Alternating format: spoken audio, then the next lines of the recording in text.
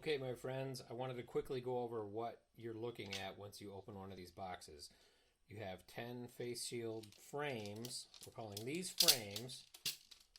And the other two boxes that had the clear stuff in it, those are called films. That's what we're calling these. So a frame has 6 pins on it that align with, hopefully what we gave you was something with 6 holes in it. It's kind of hard to see that.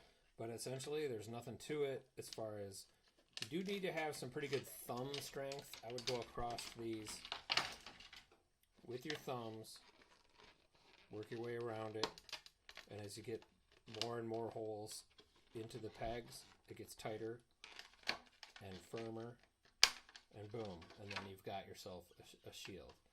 And this one already has been pre-cut, so I'm going to show you one that's not pre-cut. And they nest relatively nicely, but that's why we don't send them assembled, because if we were to send 1,000 this way, it would be a truckload. I'm going to show you, this is a different kind of film. Some of the stuff we sent was a little bit more brittle, so you have to be a little more careful how you poke through the holes without tearing it. I apologize for that, but that stuff is pretty clear, which it's always a gamble. It's like, well, do you want clear or do you want perfectly super strong and something you can't see through? So same thing, you just work yourself across and poke with your thumbs, and it should just pop right through those holes. And then you've got yourself a frame that's holding onto a shield. And then what you want to do is take a pair of scissors. There's no real science to this. Just cut that little semicircle that'll keep it from cutting into your chin or your collarbone. And up here, I've been doing a little 45-degree angle thing here and there. And then as far as cleaning these things, COVID washes away with soap and water, so you don't have to get all sort of super heavy-duty toxic chemicals with this stuff. Soap and water. These are intended to not be disposable, so hopefully you get about a week's worth or more out of each one, because you do have a lot of overhead support from aerosols coming down on it. And but yeah, just basically soap and water. There's really no porosity in these. They are very solid. This is ABS.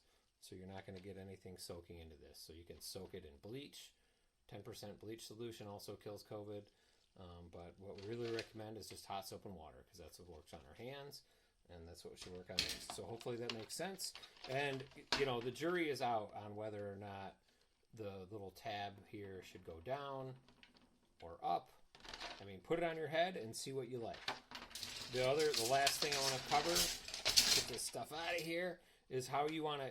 These should fit pretty well on your head. They're relatively flexible. If they're too tight, you can bend them out a little bit. If they're too narrow, you can bend them in. But also, we got lucky and got some of this elastic strap with notches. And hopefully you can find something like this. I don't know, maybe you can't. But this stuff is perfect for that kind of situation. It's just an elastic strap with holes, so it's almost like a baseball hat at that point.